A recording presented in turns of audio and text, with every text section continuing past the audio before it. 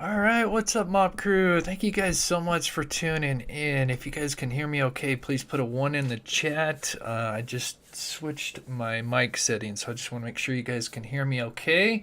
So a thumbs up or a 1 will help. Good to see everybody. Thank you guys so much for tuning in. For those that are new to the channel, I am Chris with Monsters Under Our Bed. We cover murder, mystery to the missing. And today we are going to be going over the Stephen Smith case. I happened to come across some interviews that were done by the South Carolina Highway Patrol, I think it is. And one of the interviews is with he claims, this guy that they interview, he claims to be the boyfriend of Stephen at the time, just before his tragedy. And anyway, he is supposedly the last person that spoke to Stephen just before, according to him, literally minutes before whatever happened to Mr. Smith. So, very interesting interview. We will definitely listen to that. And I think it's really interesting because it kind of breaks it down to two things, really. Either this guy could be telling the truth, and the details he gives is very interesting. He talks about hearing a truck. He talks about hearing dogs barking, and he supposedly talked to him about little after 3 o'clock in the morning on July 8th. Which is interesting because we really, in this case, we don't really have a timeline. I mean, usually in a lot of cases, we break down the timeline. What were they doing at this hour? And then this case, it's really don't have really any timeline. So just a car that's broken down somewhere, and then his body sadly found 3 miles away from the car. So I'm really excited. I just previewed the interview, listened to it the first time earlier. I do think it's interesting. Number two is, if he's not telling the truth, this could be a possible person of interest, and they actually even note it in the police report in one of them, that they didn't feel like he was being 100% honest. So we'll kind of let you guys be the judge and see what you guys think. The interview is like an hour long. Won't listen to the whole thing, but I basically pre-listen to it, and we'll break down the most important parts and let you guys decide: is he telling the truth, or do you think this guy could be involved? And we know through past cases that we have people that like to inject themselves into the case, and it's possible this guy is what he's doing. And so kind of excited to play that for you guys, but we'll play just what little timeline that we know. We'll play that just to make sure, if anybody's new to this case, to kind of get everybody up to speed. And then if we have some time, there's also some other things that I'm starting to see where there's definitely a connection to the Murdaughs. Is that a direct connection? Obviously, Buster's name's been thrown out a lot, but the more I look into this case, and this is just my opinion, I'm starting to think that I don't think Buster or Paul may have had anything to do with this directly. But I do think the Murdaughs would be somehow indirectly involved, if that makes sense. But yes, they did name two persons of interest, as Robin said. They've actually had those. What's interesting is, the Sun actually, and I don't know if you saw that from the Sun, they actually did put that statement out there. I think it was either today or yesterday. They've actually had those two persons of interest out there for a long time now. I don't know why they just claim that they just recently put this out, but that's actually, those two names have been out there, and we'll definitely kind of get into that later as well if we get some time. But okay, let me just make sure everything is running smooth. We got ones in here. Perfect. Okay, why is it doing that? Okay, there we go. Okay. Thank you so much, Rainy Days. My curiosity is piqued. Yes. Yeah, I've got, if we get some time, I've got some audio. Like I said, these are the interviews, uh, basically, days after the homicide. So they're very, just right after, they're fresh. Very interesting. I've never heard them. Never heard anybody talk about them. Not to say that people haven't played them before, but I certainly have never heard them. So excited to play that for you guys. And thank you so much, Rainey, for being a member for 10 months. That's so awesome. All right, so let's get caught up in here. Okay. So let's play just a small clip to kind of get everybody caught up with just what little timeline that we know of. And this is just a little short interview with the mother, Sandy Smith. The Murdaugh name. Turn this up a little bit. Should be good. Okay. Him up on that road to make it look like a hit and run. What do you think happened to him? And I think he was beaten to death. As far as that day, tell me about what Stephen was doing. He was coming home from work. No, he was in school. He had morning classes that day. And then he came home, took a shower, and, left. Nobody knows where he went because he was kind of private. So we didn't know where he went. He had a cell phone in his pocket. It wouldn't be the first time he had to call for somebody, And, but the car was locked. He had his phone and his key in his pocket. But then he left his wallet. So if you're going to go get gas, why would you leave your wallet in the car? And he wouldn't walk. No, he would have walked through the woods. He would not have been in that road. And why did they reopen the investigation?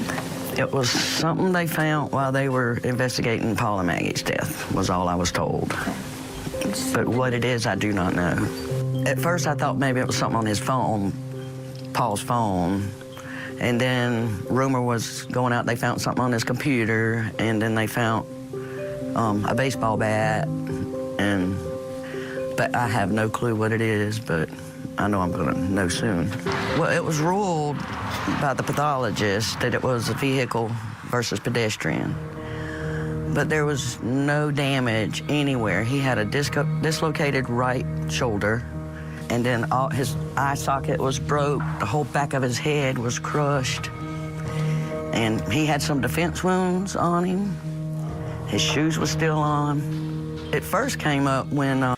That's interesting. I guess I know I've listened to this interview, but I never really paid attention to that. But she says defensive wounds, which is interesting. The whole back of his head was crushed, and he had some defense wounds on him. So that's interesting. That explains a lot. Defensive wounds. All right. So that's just kind of the basic thing. He supposedly had some school. This was July 7th, 2015. And then after that, depends on who you talk to, but he was supposedly later that night, well, actually kind of early July 8th, as he was heading to this boyfriend, Burchard. And we're going to learn about him. He's the guy that we're going to listen to the interview. And like I said, it's a very interesting interview. He talks about basically, like I said, if he's telling the truth.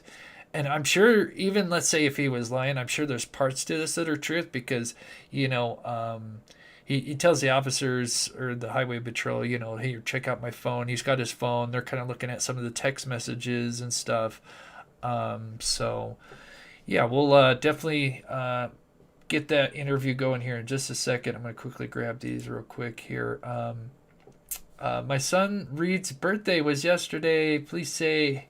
Happy birthday, Reed. I got a wonderful mother, Jennifer. So happy birthday, Reed. Thank you so much, Jennifer. And let me also get Grace. Thank you so much for the $10. And you know what? I completely forgot because I'm so excited to play this interview for you guys. We forgot to feature the missing. So let me quickly do that. Got ahead of myself here. So this was we got 2 requests. I'm going to do this one again because my last live show I had to take down for copyright reasons. But we have Jada Lynn, who went missing in the middle of March of this year in Travis County in Texas. She is just 16 years old. I know it's kind of, sorry, the words, I can not find a good copy of this missing poster, but she is Hispanic. She has brown hair, brown eyes. Looks like she's 5'1" and 103 pounds. So if you have any information, you can call 1-800-THE-LOST, or you can call Travis County, which is 512-974-0845. This is Jada Lynn, just 16 years old, just went missing just only a couple of weeks. So hopefully they find her. And we've got one more. That is not it.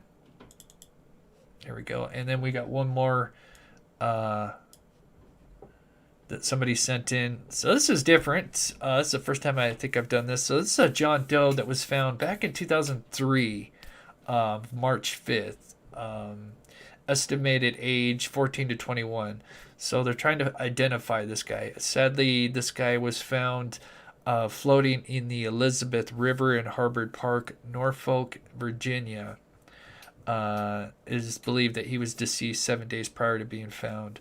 Was wearing a black shirt, blue jeans, brown leather belt, buckle of a horse depicted on it, blue plaid boxers, black socks, brown Brahma brand work boots. Brahma, Walmart usually carries that brand. No scars or tattoos, and he is Asian male with possible Caucasian mix. So John Doe, don't know who he is, and so we're trying to get a name for the face. So we thought we'd do that, and happy to do that. If you have any requests, you have any family members or friends that went missing recently, you can email me, and I'd be happy to feature them in an upcoming live show. Okay. So get back on track here. Thank you so much, Suzanne, for becoming a member and supporting the channel. That is so awesome. Thank you so much. Okay. All right. So we did the timeline, and so now we will get the interview going. Let's look at the graphic of where his body was found and where the car was found. So I'm going to play this first, and then we'll listen to the interview. Old Stevens. Okay. Some of you may have seen this video. I put this video out a couple of days ago. It's discovered. On that night of July 7th, Stephen Smith supposedly ran out of gas and began walking, and at some point was possibly picked up by another party. Sadly, whomever Smith encountered or met up with had ill intentions, and Smith's life would be cut short. But did Stephen Smith really run out of gas? His body was found approximately 3 miles from where his car was abandoned, but there was some major red flags when it comes to his car and how it was discovered. First, you have Stephen Smith's wallet that was left inside the car. Who would leave their wallet if they were going to get gas? Second, why would you open up the gas cap unless you were going to fill it up with gasoline right then and there? Also, it appears as if the car was parked just after making a U-turn. This, I believe, is a major red flag, as why would you be driving one direction and say possibly run out of gas or have a car malfunction and make a U-turn, and then start walking the opposite direction you were heading originally? I did a reenactment to show that the car appears to have possibly made a U-turn due to the front wheels are turned to the left, along with the steering wheel found to be turned to the left. And in my reenactment, I was able to replicate similar conditions. And all credit goes to Steve. Steve was the first one to point out that looked like that he could have possibly taken a U-turn. And actually, Steve from True Crime Web is actually going out to South Carolina I think Sunday. So that's exciting. He's actually going to be going out there. He's going to be going, since the scene of where Stephen Smith, everything, the car and the body was found, it's not too far because it's in Hampton. It's not too far from the Moselle property. So Steve's going to be doing a little field trip this Sunday. I'm really jealous. I wish I could go out there, but I'm way on the west side. But so he's going to actually be bringing back some very interesting videos, and I'm sure he's going to be doing some tests. So that'll be really exciting. And of course, we'll have him on Monday. So super stoked. Okay. As you would think, for at least a good 5 to 10 minutes, depending on how fast you were going. So why risk going away from the nearest gas station? In my opinion, the car looks staged to make it look like he did run out of gas and start heading back the direction that his body would be found, but that seems too convenient. They also found the car locked, and just like most cars these days, you must pull a lever inside the car to unlock the gas cap door. The car was discovered with all doors locked, so whomever had access to the keys had opened up that gas cap, and it doesn't make sense as to why Stephen Smith would have done that unless he was about to add gas to the vehicle. We will be covering more areas of this case in a future live show. Okay, so I just wanted to play that, and while we listen to the interview, I'm going to be pulling up some of the geographical locations, and yes, the nearest gas station, I will show you that as well. JJ's, I can see the chat now, he's got his glasses on. Yeah, I've been blessed. Luckily, I got 20/20 vision, but my hearing is terrible, so... Jilly Bean thinks staged body, staged car. Yeah, I agree. All right, so we're going to play this interview. So those are just tuning in. I'm really excited. This interview is with, and I hope I'm not butchering his name. His first name is Marc. He's supposedly, so he's, at the time, in 2015, he was like, I think like 43 or something like that, in his low 40s. And he said he had a relationship with Stephen Smith, had been seeing him for, trying to think, like 6 months or something like that. And anyway, he was texting him and even supposedly spoke to him just before something happened that night.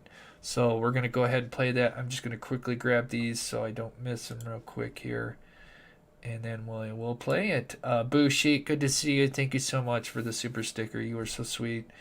And Adventurous Spirits, Chris, thank you for always featuring the missing. You are so welcome. Thank you so much. Yeah, we do as much as we can to give back. And so we've got some really big plans coming here in a month or so where we're going to be working on some cold cases. So really excited. And thank you so much.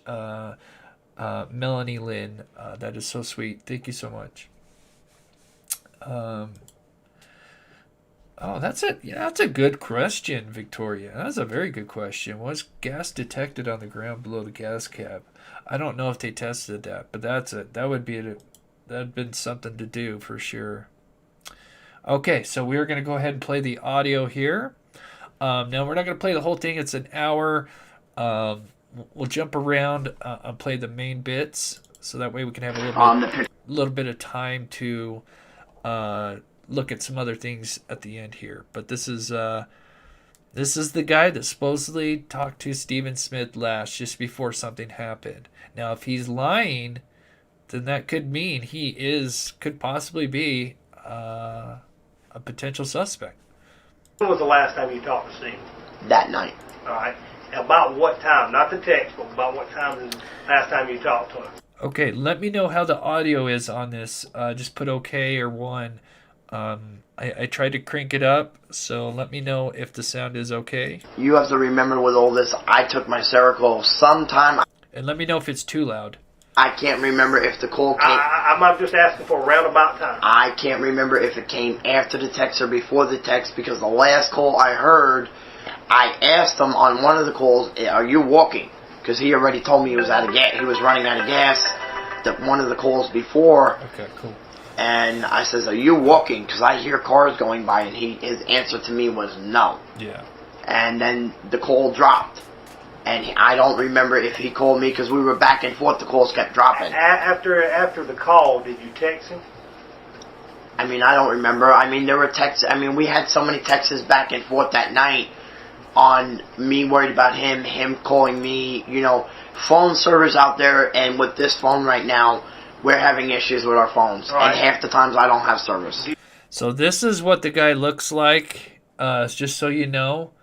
Now, the last time that we kind of covered this, we did talk about, and I'm sorry to interrupt, but I just want to give a little more context for those that may be kind of newer to the case.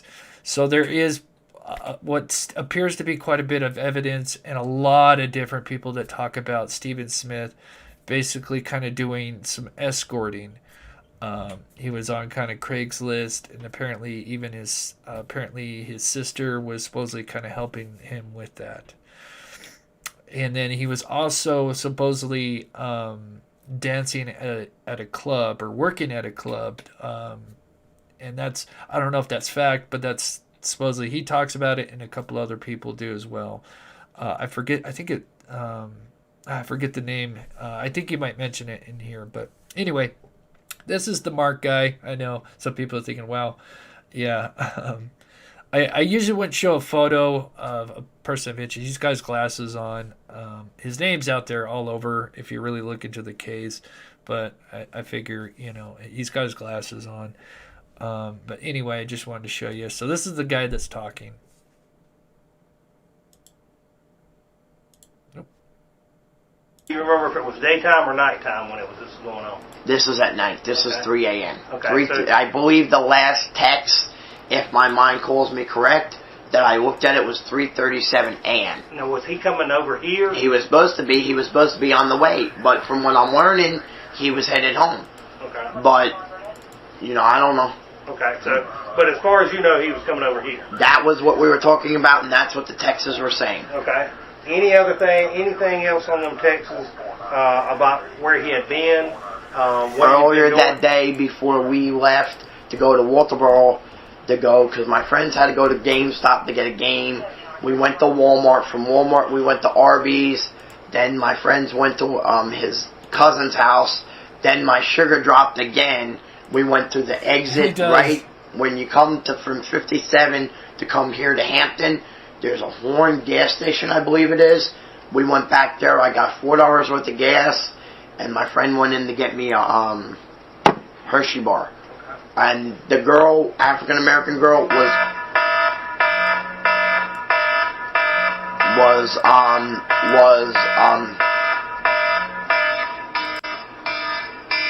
Okay, that's his phone, obviously. I'm going to skip this because he talks to somebody for a second, so I'm going to skip this. I know we talked because he said he was... There we go. I know I called him. A lot of times his signals are not good. I don't remember when, a time frame, but I know we did talk, and he said he was either a text or something. He said it was about an hour and a half out. Okay. So, the conversation that y'all were having, what was the conversation y'all were talking about? Mainly, was he going to come, just normal boyfriend and boyfriend talk. I mean, we love each other, yada, yada, yada. I called him at one point. I know I left messages because I didn't get him that we were going to Walterboro. And if, I think I texted him the same thing because I didn't get him because I wasn't sure whether he was in school, whether he was in work. A lot of times I'd like to text him to make sure he wasn't in school because if he was, he could get in trouble if his phone was on. So I try to text him first.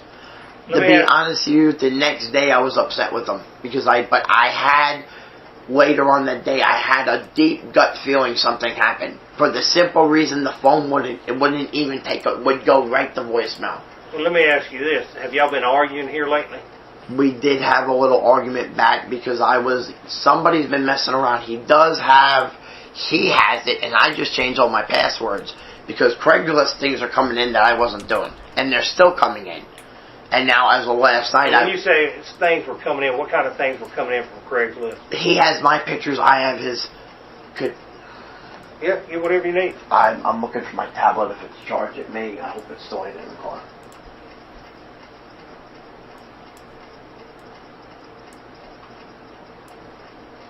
My bag's giving me issues again. Everything's in a disarray.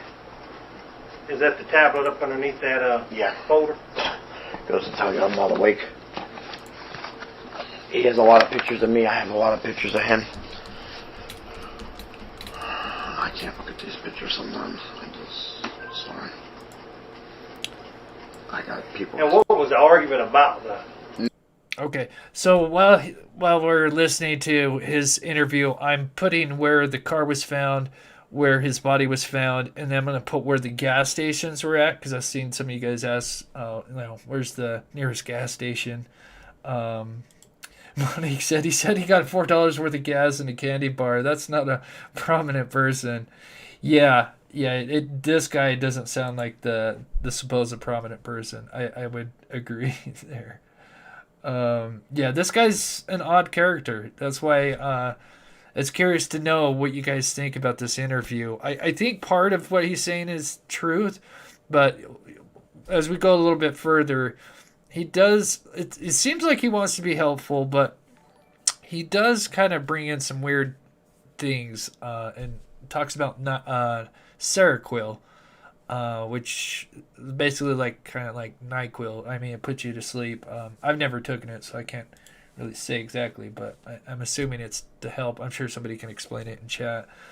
Cynthia, thank you so much for the $5. And Walkie Talkie, no matter who did this, this family deserves justice. Yes. And it was really sad because apparently the father of Stephen Smith took it so hard that I can't remember if he took his life or just died from a broken heart, I think is how they kind of explain it. So it's so terrible, So, all right, we're going to continue here. He really starts to talk about the last minutes a little bit forward, but I thought we'd get a little context and just listen to the first part of his interview here. Mainly, I did go on and I was just talking to him because I was staying due to the fire. These are mainly of him. Drug. That he sent me. These are mainly of him. Okay. These two are me. But he has a lot of pictures of me. But now Seroquel does put you to sleep, right? That's what I understand. I could be completely wrong. I've never taken it. I've heard of people, but doesn't it usually kind of make you I guess the symptoms would be make you drowsy. If someone can let me know if that's kind of one of the effects from it, side effects. And I have a lot of pictures of him. Let me see. Yes, sir. Okay, so he's going to show him some pictures and some text. I'm going to skip this forward. I've got some timestamps written down. I'm going to go forward here. Guns N' Roses. Mm-hmm. Okay, so this was interesting. He does talk about a person of interest that was supposedly harassing him that has like a Guns N' Roses tattoo. It's okay, a so you bought him the phone? Well, the phone originally that the car accident I was in, my phone was damaged. They took the phone and gave me a different phone, and because he was getting very bad service, and he's been harassed in this town. They've been messing with his lugs on the car. They've been screwing with his battery. Yeah. And when you say they, who are you talking about? I don't know. The only one that he told me that he made it very clear to me, the guy with the tattoo. Darn it. And I was looking for, because I threw all my cases out. You guys probably don't know, some of you know Guns N' Roses. Mm-hmm. Guns N' Roses got the skull tattoo, and then underneath they got the 2 cigarettes and it says Guns N' Roses. Well, it doesn't say Guns N' Roses, but it's got the 2 cigarettes. I had to remember the tattoo. And that's basically the tattoo that this guy's got, but no, and it's big.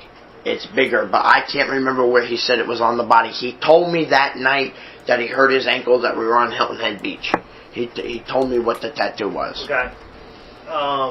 Let's get back to the argument. When's the last time you argued with him? I know I was a little upset that he wasn't answering me, but I think it was mainly because Was that earlier in the night?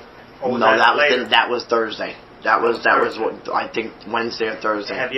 Were you arguing prior to that though? Have y'all been arguing prior to that? I wouldn't say an argument. It was just I seen his Craigslist, and it was mainly what it was he put it up there to show me, his pictures and stuff that I seen, and I told him I wasn't seeing anybody. I was just texting, going back and forth. He says, there's a lot of Craigslist on there. I says, they're not mine. I says, the last Craigslist I posted was a while back. And I says, somebody's screwing around with my Craigslist. I said, because they should all be down. I says, I killed all my stuff once we got serious about it. We were about to we were going to get married. I says, if it's still up there, I don't even have the passwords to get in to post anything. Let me ask you this. Do you do drugs?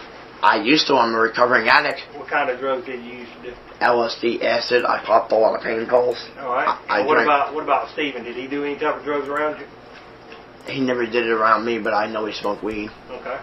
I know he smoked it because of anxiety, and I smoke weed too, but I haven't smoked it in a while. Okay. I'm December 5th, January 5th, February 5th, January, February, March, April, May, June, July. I'm 7 months clean. I've recently. Well, let me ask you this. Now, all these phone calls that you're saying that you're getting, what are they saying? Besides that, the same thing will happen to you. Is it a male's voice? White, black, Hispanic? The girls are white. The males, I don't know. Are they giving you with a group? What are they saying? There's the guys the one girl, you could hear kids in the background. You could hear there's stuff going on in the background. Yes. Yeah. But the voice is muffled. But you could tell it's a woman. Have you got any recorded? I'm still trying to figure out how to record while you're on the phone. That's what I've been trying to... Have they left you any recorded messages on your voicemail? No, but I could check that. That was something that I needed to check. Okay, so I'm going to go ahead and skip this forward to some of the bigger points of this. So, skip here. They wasn't listening. You had to see them. I hit and quote that when he came that I was going to have to get waxed down, everything, and look like a boy. And it was going to be, and I says, I'm not comfortable with father-son deal, when we're boyfriend and boyfriend. But there is something going on this Saturday.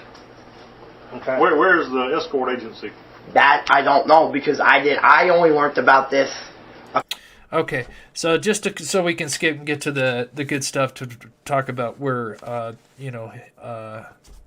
what he hears when he's talking to Smith for the last time. So what they talk about here is just basically just getting some background information about how he met Stephen, and supposedly he met him at this club that's supposedly shut down now.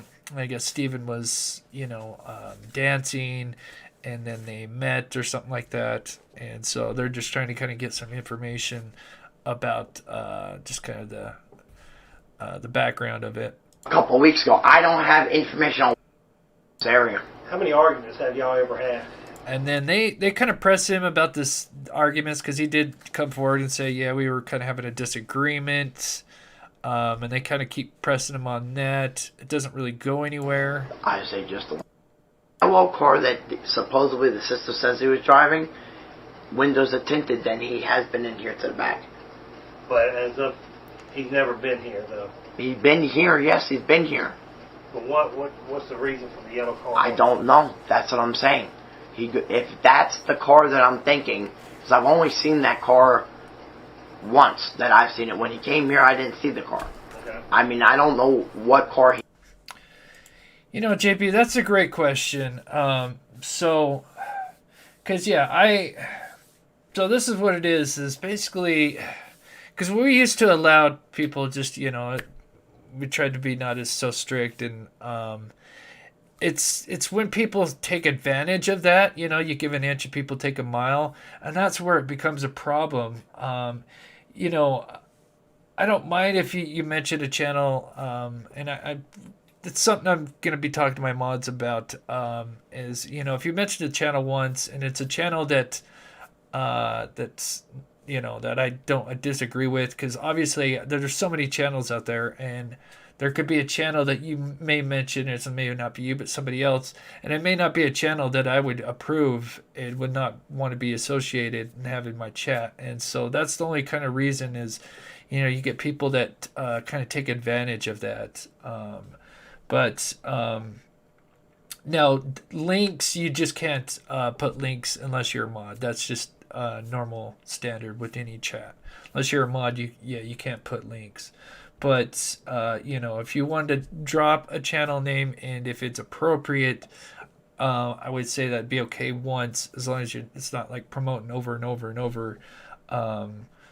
But other than that, links you can't drop. That is common. So I hope I kind of answered the question. Like I said, it's just something that we try to say not do, but it's okay if you mention a channel here and there, and as long as it's a channel that I would approve of, I think that would be okay. Okay, so get back on track here. He came in. I assumed even on that date that I went to the house, he was still, because one of the texts and one of the calls that we talked, I asked him, did you get, because he came out to, when I was staying at Red Roof Inn, he came out in the Ford. That was one of the last times I seen him before I went to Larry. And all that stuff coming down with that little disagreement was when I was at Larry's. That tablet is his, and I'm telling you, the shit that's going on is off that tablet. That's why I wanted to show you that, because you can route the phone calls through the tablet, and it can still come up as... Okay, so what he's basically explaining here, and he takes on for another 5 minutes, is he's like, he gets messages, but they get sent to the tablet as well, I guess. Basically, I think long story short, is he's getting logs. The logs that are in his phone are basically the same logs that are in his tablet or iPad, whatever he's got. And so he's trying to say that, hey, I have some of this, these messages that might be on my phone or this tablet here. I can tell you we text all the time. If we text, yes, I know we were texting. Let me go ahead and tell you this. If you know anything and you're trying to hide it from me, let me finish.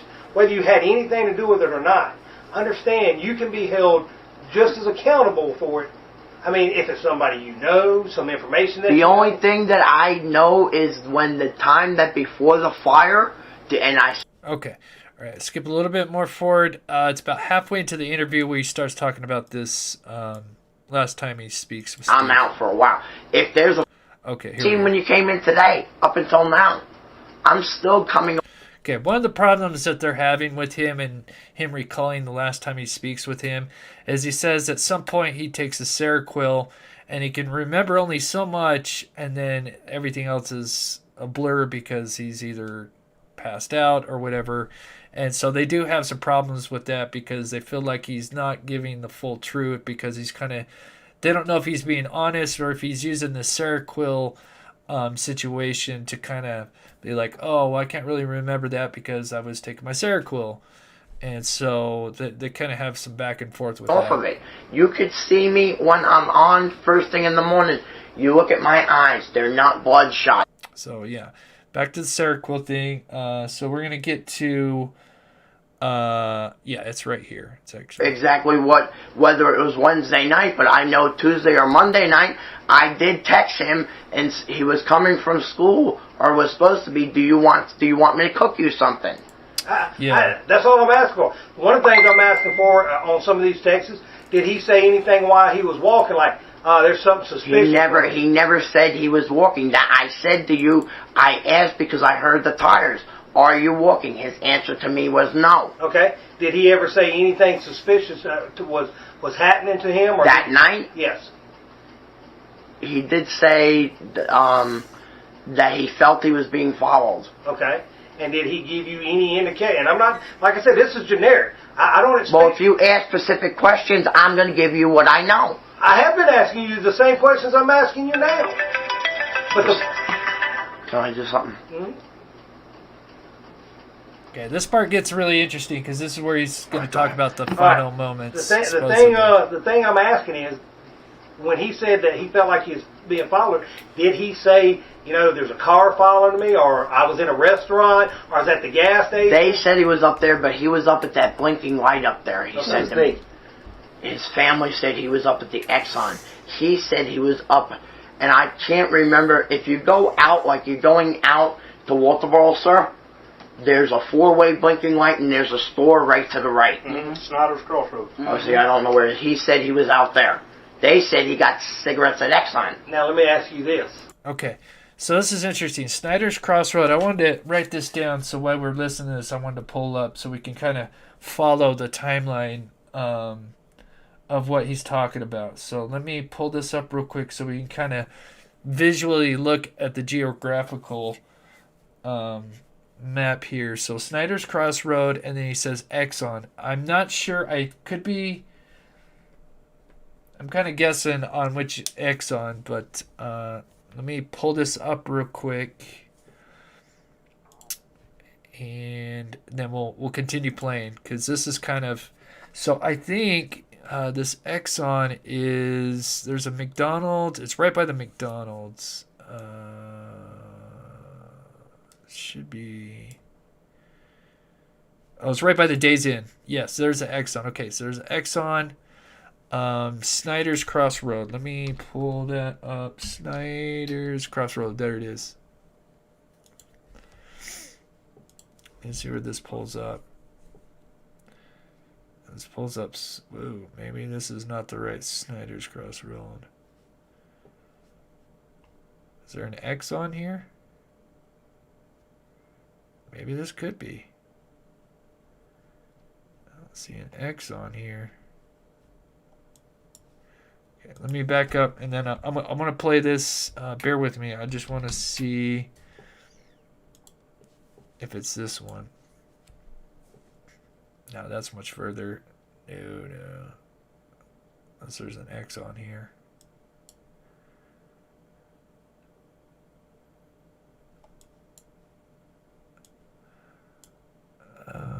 I'll have to look it up. Okay. I'll continue playing it. We'll figure it out here. Back out. Okay, let's get back into... Because I know there's an X on here. Alright, let me continue playing this here. Is that where he said he felt like he was being followed at? Yes, he said that he was being harassed at that store. By who? He didn't say. He said it was a couple of guys in a pickup truck. If I recall correctly, he said they were rednecks. But I know... Did he ever give you a description of the pickup truck? He may or may not. He said it was big and it was tall. He didn't give me a description with the mud tires. But the last time we talked, that night, before the phone went down, and I said to him, "Are you walking or not?" I called him back. Or was that before? I know at one point I heard mud tires. I heard big mud tires. Big mud tires. And I... In other words, when you say you hear in the background... Are you hear them whining, is what you're trying to say? Like yeah, I hear the mud tires like they're coming towards him or going past him. Because they sounded loud. That they were getting louder. And that, I believe, was the last time I talked to him. So you didn't ask him what was going on? What are you doing? You asked him what he was doing? At one point, yes, I did. He said he was coming to me. No, when you heard those mud tires, you didn't ask him. That was what's the going point. on? What you Because doing? first I heard a semi, then I heard the mud tires. Right after all that, it went down. The phone went on me. So he had you on speakerphone? I don't think so. So you can hear mud tires while he. I don't know what he did. Now I'm asking you, can you hear mud tires while he on the phone while he walking down the highway? I guess. I mean, I don't know, because I know if I'm walking, you could hear a lot on the phone. It depends on how we have the phone turned If up. he on speakerphone, yeah, but if he ain't on speakerphone, how can you hear it? I don't know. But I guess it's on speakerphone. But I know I can't. You could hear certain things when I'm walking. Okay, I'm sorry, but what this officer's trying to say is it's like the only way you could hear the outside is with the speakerphone. But that's not true. Speakerphone is just put the volume out, so you don't have to have the phone up to your head. So clearly you can still hear the background of the other caller, no matter if it's speaker call or not. So I think I'm sorry, but this where this officer is going doesn't make sense. He's trying to say, well, how can you hear what's on the other side if you're not on a speakerphone? That doesn't make sense, if you guys understand what I'm trying to say. So I think he kind of got off track there. But if you're just tuning in, we're listening to this supposed boyfriend. He's in his 40s. Yeah, Stephen was 19. I think he met him when he was 18, I think, or something like that. And supposedly is the last person to speak and talk with him, and he was even supposedly on the phone with him minutes before something went down, and supposedly hears a truck, what sounds like a big truck, he says. He uses the word rednecks. Then he also references mud tires, which I do think that's a little, I mean, I don't know. I never really paid attention to mud tires. I don't know if that's something you can pick out, but that is kind of interesting. So he's just kind of describing what he's hearing when he's supposedly Stephen's walking. I don't think he really gets a general direction of where he's walking. Maybe Stephen didn't tell him, but he's just kind of telling the officer what he hears. Now, he could be completely BS. I don't know. If he is, then why would he be doing that? And that would kind of make him a person of interest. So, very interesting. So we're going to continue now. I know there was. Let me grab this real quick. Sweet Dreams, thank you so much for the $5. And I'm going to fix my tip jar. It's supposed to be, the names are supposed to get bigger. I'm going to fix that. And Jennifer, thank you so much for everything you do. You're so awesome. Okay, keep playing here. I'll tell you. By the sound of them. Basically, you know, like a big truck with big tires, you could hear. And how about the semi? The semi, you could hear it was a semi. My uncle drove semis. That I can agree with. So you can hear it was a semi, then the. I could identify the two different vehicles. Yes. You don't remember about what time that was? I'm not asking you Just a specific. general. If you give me a minute, I'm trying to put. That was a little bit before.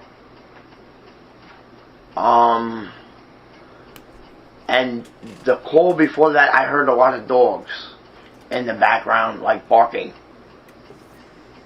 And I don't know where he was at that point. That is interesting. Let's just say if he is telling the truth, that could narrow it down because there's not like a lot of houses, at least depending on where this guy's walking. So here's where Stephen's car was found. Here's where his body was found. Now, it looks like he could have been possibly going this way and then maybe made a U-turn. Now, when they found his car, it appeared to be out of gas.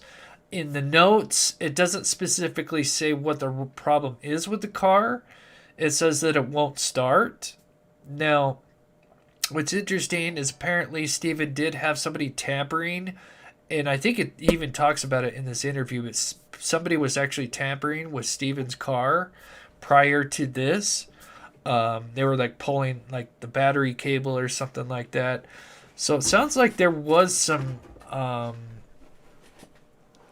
don't know, harassment going on or, you know, some nefarious activity that was going on before this.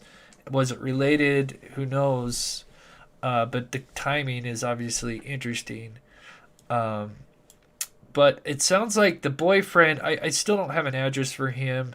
Obviously, I wouldn't put exactly where it is, but I think he's over this direction. I'm not 100% sure. The nearest gas station, now you would think if he was driving low on gas, you would know because your light's on, and let's say even the light's off, you still have the gauge, you would know. I mean, I think most of us are always conscious of where our gauge is at, and you know, when you start risking driving when you would know for at least a good 5 minutes that he's low on gas. So it is kind of suspicious. But yeah, the dog's barking. As you can see, this is a very rural area. And there's only, you know, you got a couple houses here, a couple houses here. So it'd be kind of interesting if that statement's true. and this timeline is correct, that he hears some dogs before this event happens, maybe that could tell him, where he was at. I mean, I know a lot of people have dogs, but who knows? I think it's something, what little evidence there is. Yeah, whoever mentioned, do I have to spend money and make a comment? No, but do keep in mind, I have, we have almost 800 people, or over 800 people in here, and thank you guys so much for taking the time out of your day to watch the show. Please, if you could, hit that like button. And I do try to pull up comments that are not just, paid comments, but I can't promise to get to everybody, or I'd have to stop the show every 5 minutes. So, let me grab this. Victoria, thank you so much for the $10 super sticker.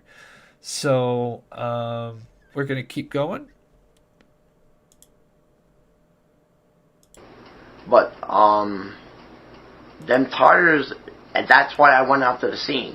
You know what I'm saying? I wanted to see, because the semi was the first one, and then you went to the scene? I went to the scene because I went out to the house, because he also told me... What time did you go to the scene? The day after the wake. Oh, the day after the wake.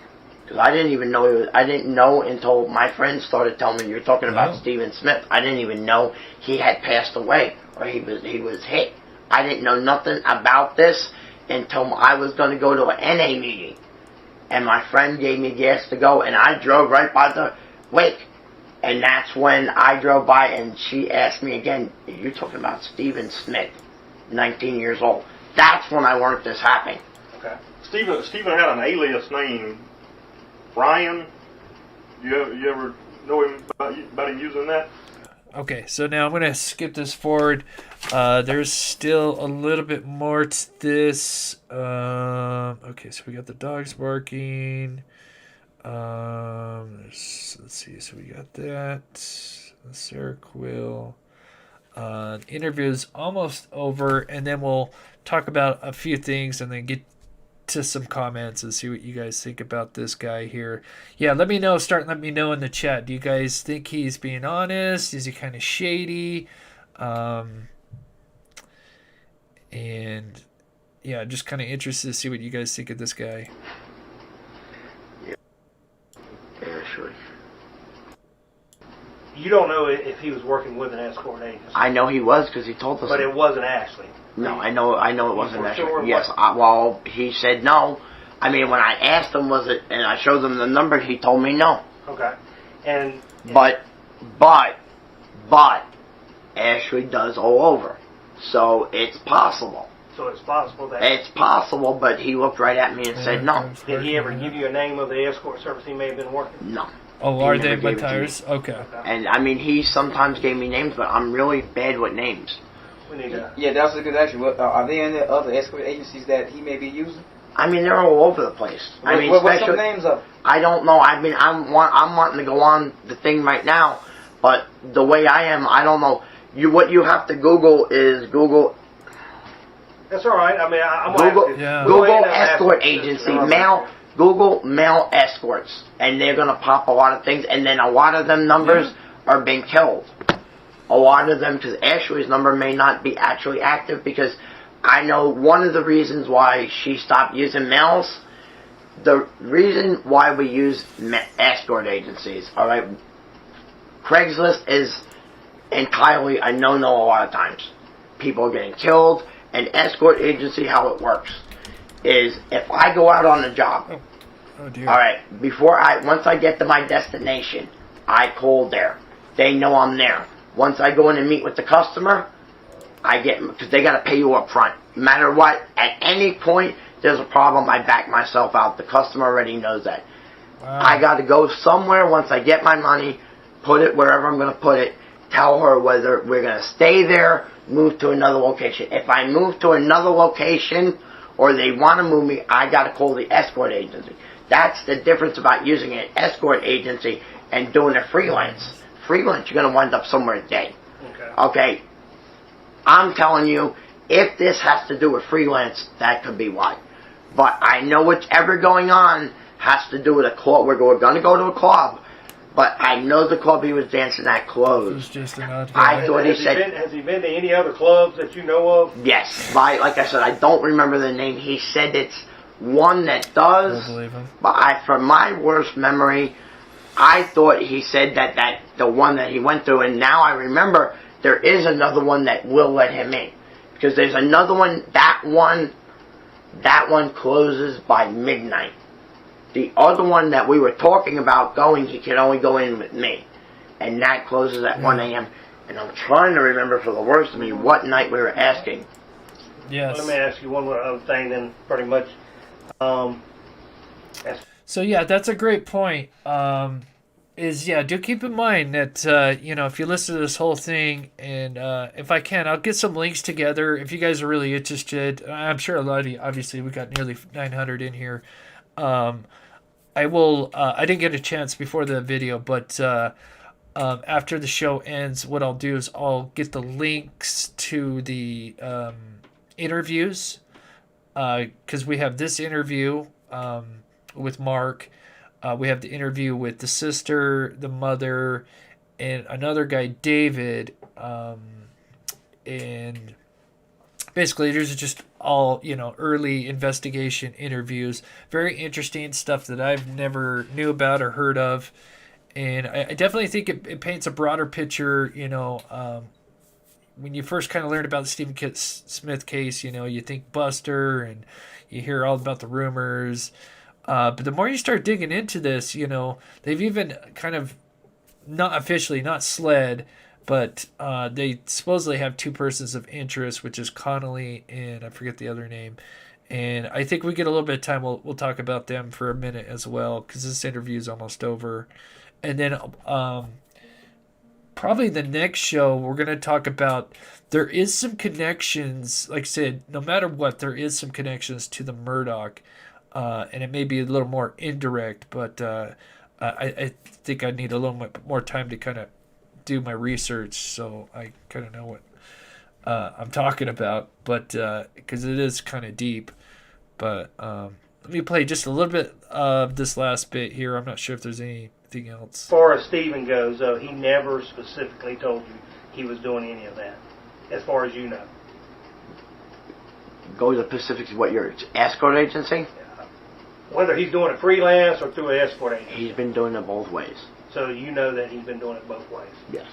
Okay, so I think the rest of this is them just kind of talking about the escort and the clubbing. Y'all go ahead. I'll be right outside. All right.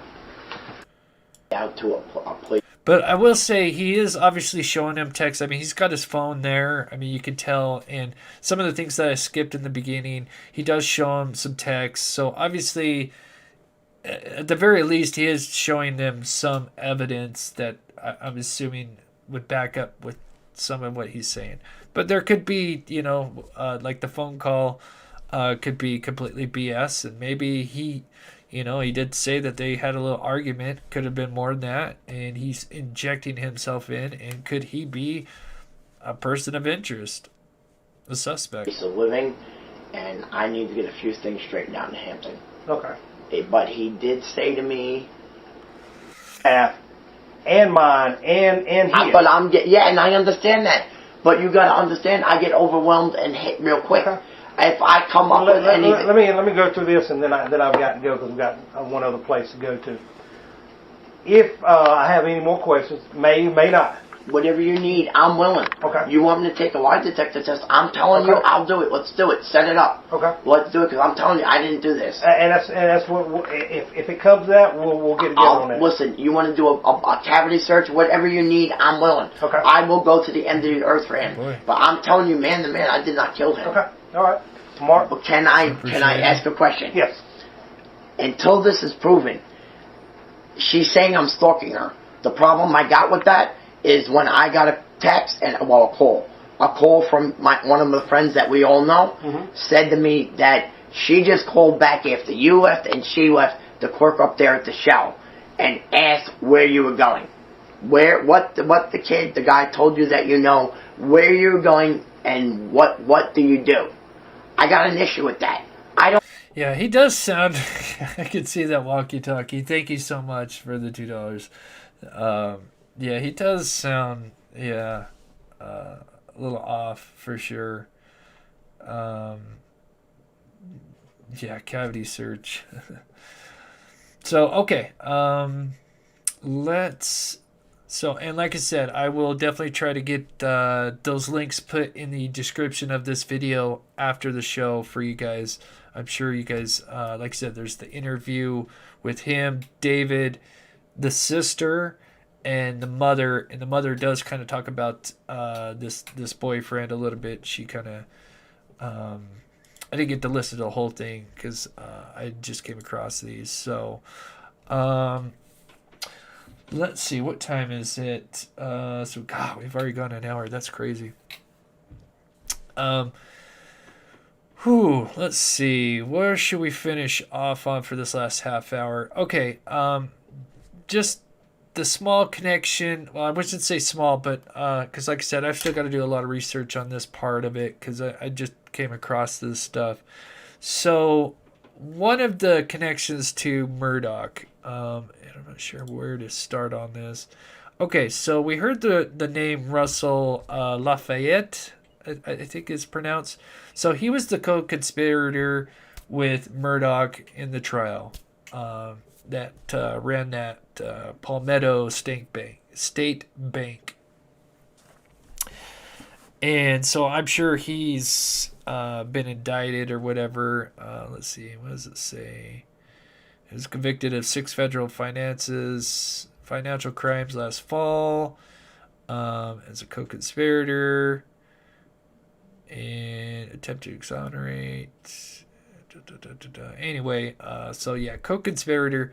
So remember Russell, and then we go to, and of course, so Russell knows a guy named Cash Patel. And this guy, Cash Patel, owns a convenience store. And I'm still trying to figure out where it's at. But this guy that owns the convenience store, Cash, supposedly was friends with Steven, and there's just like a little close group of knit group of friends, and they knew this guy Cash. And I guess whenever they get checks or whatever, let's say if you didn't have a bank, you can go like to Walmart, get your check cashed, and they take a little fee or something. So I guess, and of course his name's Cash with a K. And so anyway, so that's kind of the connection there. And I got to dive a little bit deeper into this. But like I said, Cash knows Russell, and then obviously Russell is the co-conspirator to Murdaugh. So we do have a connection. I mean, obviously it's Hampton. It would be a hard stretch to think that there is, it's an area that a lot of people have some kind of connection in some fashion. So this is something that I'm looking into. But let me read this here. So, where should I start here? So, according to Russell, he and Murdaugh would cash checks at the gas station. Oh, that's interesting. So, according to Russell, the co-conspirator to Alex Murdaugh, he and Alex, I'm assuming, he says he and Murdaugh, so I'm assuming they're meaning Alex. Well, actually, no. Because why the hell would he need to... What? Actually, interesting. What Murdaugh? Here, this sentence is interesting. According to Russell, he and Murdaugh would cash check... Oh, okay, so I guess it would be, because if it's Russell and Murdaugh. So they've cast... So yeah, it must be Alex. Would cash checks at this gas station owned by Patel's family, which is Cash Patel. And it says if they needed 1,000 to cash at 10 p.m. at night, I'd say, hey, Cash, I need you to cash a check for me for 1,000. Russell said during the deposition he would do it. Sandy Smith echoed her daughter's comments about Smith, I'm assuming Stephen Smith, acting strange in the weeks leading up to his death. referring to him not studying and playing hockey from school. She also confirmed that Smith joked about going to be a stripper and going to work as escort service to make money to pay for his school. Anyway, so there's that. And we have David Uram, which we didn't get a chance to really listen to his interview. David is a guy that I think just met Smith on Craigslist and maybe did like a date or two. Doesn't have much information. So let me see what you guys are saying in here. Yeah, another cache. Remember the dog. Right. Oh, I think we did miss that. Yeah, so some part in the interview that we just listened to. Oh, I can't believe we did miss that. He did say that he felt like he was drunk, which was kind of interesting. He thought Stephen Smith was drunk when he was walking. But this is the guy, Mark, that supposedly had like a serious relationship with Stephen. And he claims that the escort service was set up on the iPad and they would do that through Craigslist. And I guess apparently Stephen's sister would kind of help him with that. I don't know how much of that is truth, but that is kind of interesting. And then I guess let's finish on the two other persons of interest, which this did get posted today or yesterday, but technically they've had these two guys out there for a while, and I'm still doing some background checks on them, so I'm not going to go too much into them, but it is interesting, and we'll probably lead up to the next show and talk about these two guys and what we know about them. But so this came from the Sun, and this also came from some other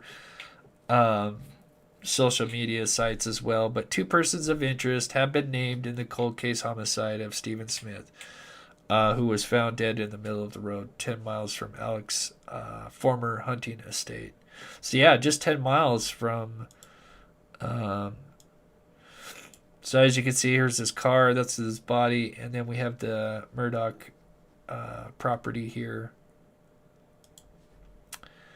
But it says Sled identified two potential suspects. Now keep in mind potential, as Patrick Wilson, Sean Connolly, according to local outlet Fitz News. Both Wilson and Connolly lived in the area near where Stephen Smith's body was found. There is information obtained by Sled investigators, which has reportedly drawn a sharper focus on them as potential suspects. About 5 months after Smith's death, and this is interesting, and this is in the notes, Wilson's stepfather, so the stepfather to one of these persons of interest, called in a tip telling him that his stepson was driving a vehicle when he struck and killed Stephen Smith. But how much is that really true? Because we know it's not really a hit and run. So it doesn't quite all line up. Unless maybe the guy just didn't know how what actually really happened. And let's see. Does it say anything else more about these two guys? I think it leaves it at that. Well, let's see. Authorities.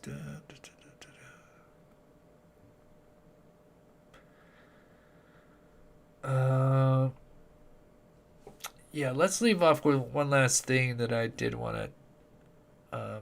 And this article is interesting. I could put a link to it as well. Now, I found this kind of fascinating, and I'll start from, let's see, right here. So, as of writing this, investigators have declined to publicly exclude either Buster or late Paul Murdaugh from their inquiries, despite multiple investigators telling this news outlet the agency has proof neither was involved in the Smith murder. Sled has proof that the Murdaughs were not there at the time Stephen Smith was killed, a source close to the case told me.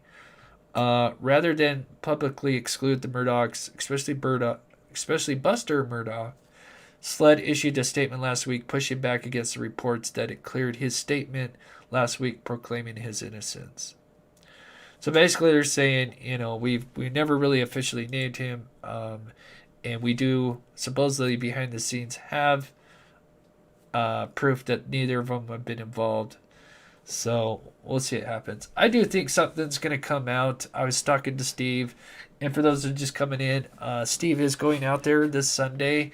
He's going to take a look at the scene at where Smith was found, and he's also going to be looking at the Moselle property. So I'm really excited for Steve from True Crime Web. A little jealous that he gets to go check that out, but he's going to be doing that. So really exciting.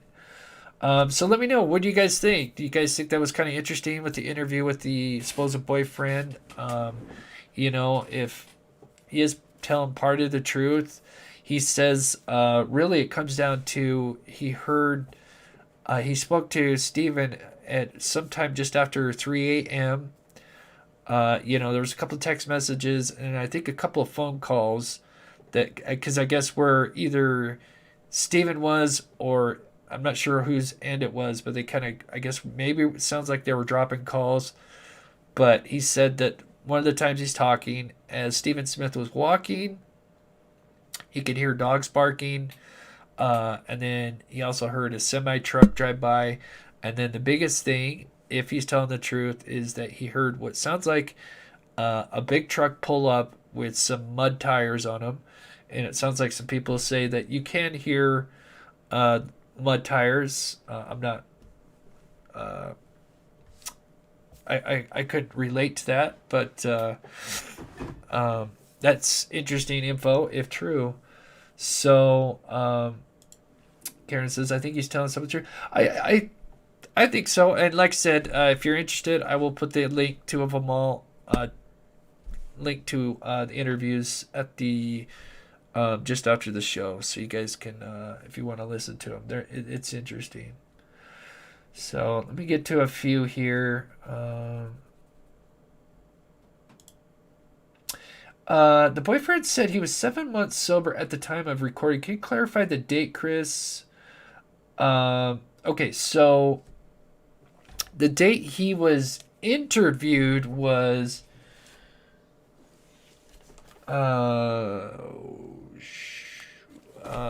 let me pull it up.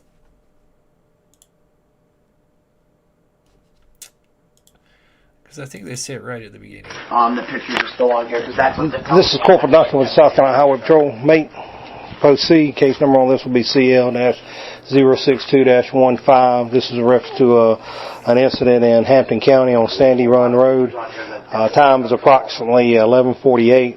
Today's date is July the 14th. July the 14th. So basically, almost 1 week from when it happened. I hope that's your question, RBQ. So months prior to the recording. I hope I answered your question, RBQ. So that interview is literally 7 days later, July 14th.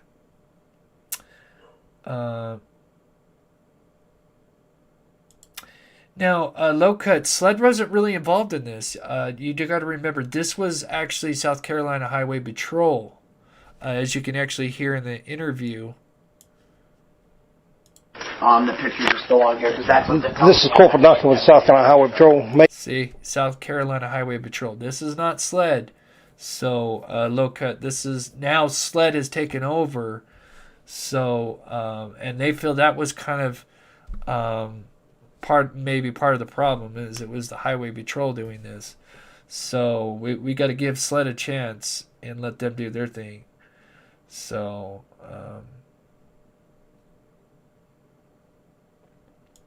thank you, Michelle. Yeah, I found it very fascinating. And thanks to Steve, he kind of gave me a headway. Yes, that is. Thank you. You're very welcome, RBQ. Yeah, interesting for sure. I definitely, because like I said, I did not know about this supposed last person speaking with Steven just before something went down. If he is telling the truth. And like I said, he had his phone. He was trying to show them text messages. So now the one thing they did say in the notes is after the interview, they said there was some red flags and that they did want to bring him back in, but it sounds like they never brought him back in for whatever reason. I don't know why. Maybe because it was ruled out hit and run and they kind of closed it, and so they never went and re-investigated. So that's kind of a bummer. But and Alex are childhood friends. Yeah. I'm curious to look into this connection with Russell, Alex, and Cash, because like I said, Cash supposedly is friends with has got a group of friends that are in the same group as Steven. So trying to look into that. It was kind of interesting. So yeah, I think I'm sure. I think we're gonna learn some stuff. I don't know if it's gonna be in a month or two. I'm sure sometime this year, we're gonna learn a lot more than we've probably ever known. I don't think they'd go out and say, "Hey, we just reopened this," without having some significant lead, to come out and say something like that. Why give the family hope like that? In my opinion. So, interesting. Yeah, like I said, I will put that as soon as I end the show. I will put it in the description for you guys. So I really appreciate you guys taking the time to tune in. Before you guys go, please hit that like button. It helps the algorithm, and and then we'll have Steve on Monday, and he'll be back from his road trip from South Carolina. And I can't wait to see what he is going to do, a little show and tell. So excited for that. And then I will be digging into more of the connections with this Cash and we might play some of the other interviews that I have as well. So, and then I will be getting the pet outro for April. It'll probably take me a week, but if you'd like to send in a picture of your pet, if you're new to the channel, you can send in some pet pics at my email, jointhemobcrew@outlook.com, and we'll get those put in. And I like to play the outro of my viewers' pets at the end. So thank you guys so much. I hope you guys have a wonderful weekend. We should be back on Saturday, Sunday. And then I've got some stuff for the members, and I've got some stuff for my Patreons coming out in a day or two as well. So thank you guys so much. You guys are so awesome. I love you guys, and we'll see you guys very soon.